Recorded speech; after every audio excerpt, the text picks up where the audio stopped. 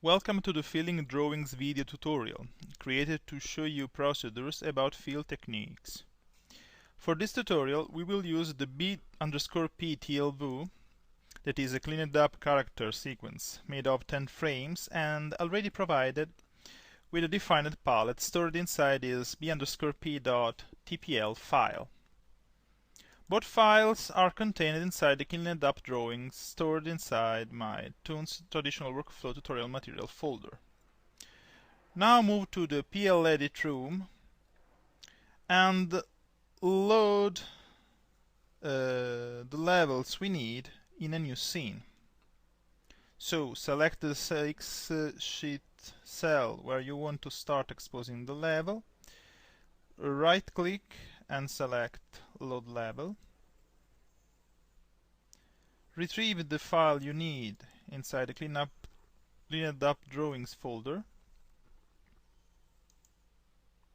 and click on load, and again on load. All Toonz drawings are made of outlines and areas defined by outlines. Areas can be filled with styles as long as their outline is well defined, having no gaps that occur along it. Options available for the fill tool can help you to speed up the painting job. You can decide which options are the most suitable for your task. Now we take a look on flexibility offered by Toonz Ink and Paint feeders working on the current TLV level loaded on the X sheet. Now look at the fill tool and its useful options.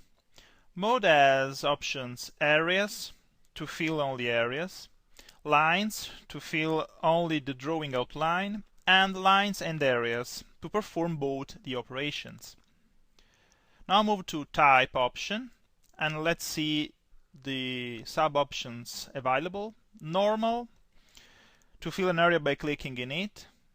Rectangular, to fill all the areas included in a box you define. Freehand, to fill all the areas included in the area you outline by clicking and dragging.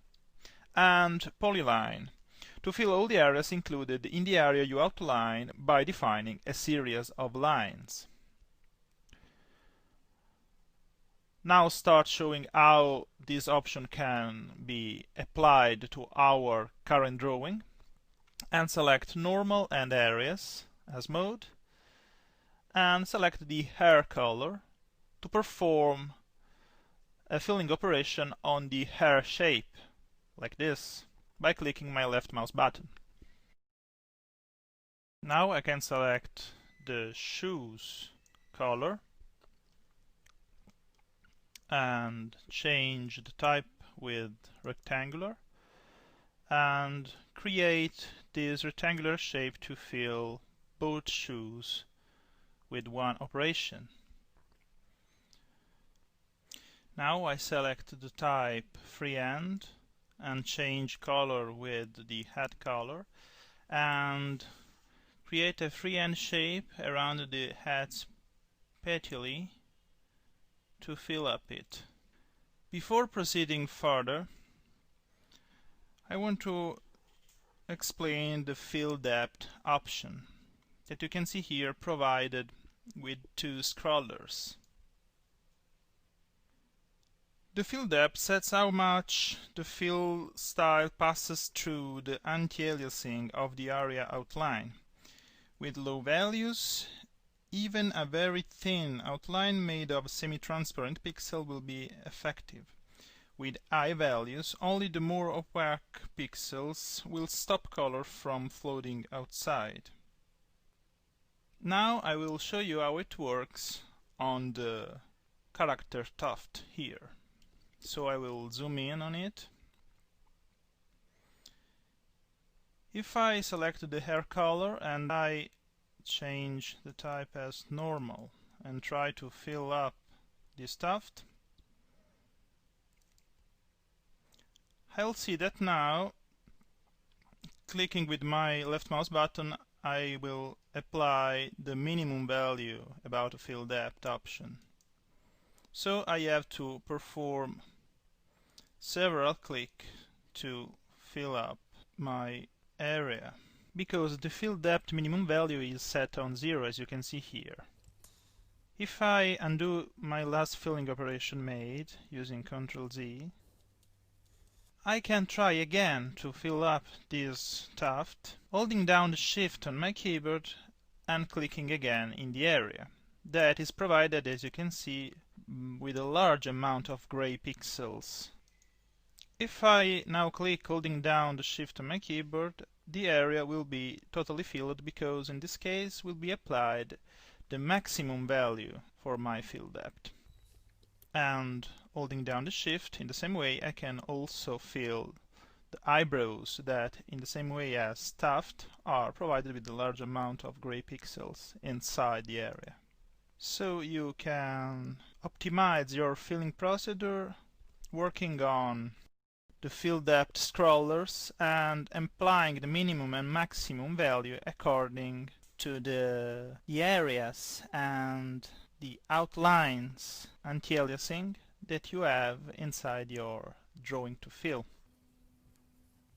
Now zoom out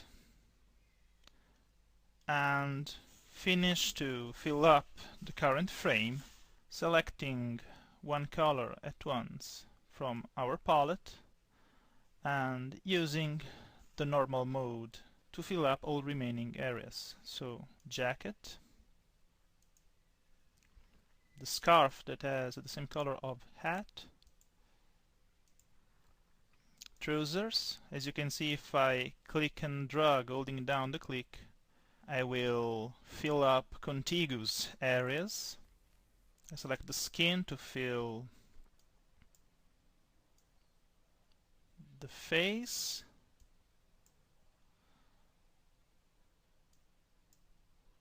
hands,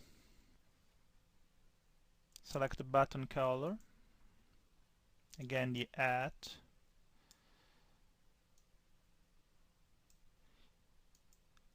now if I zoom in here, I will apply again the maximum fill depth, holding down the Shift on my keyboard and clicking to fill up here.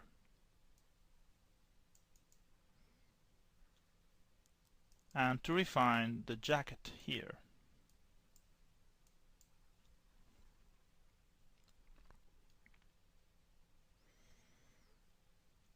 There is another little part in the face that have to be corrected, always using the maximum fill depth value.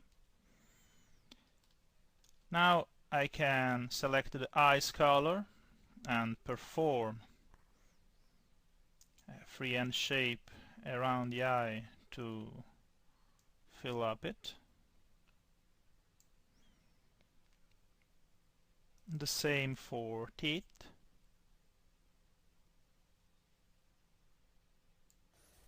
And to check my filled up frame, I can use the View menu and select the transparency check. That, as you can see here, is binded with the space on my keyboard.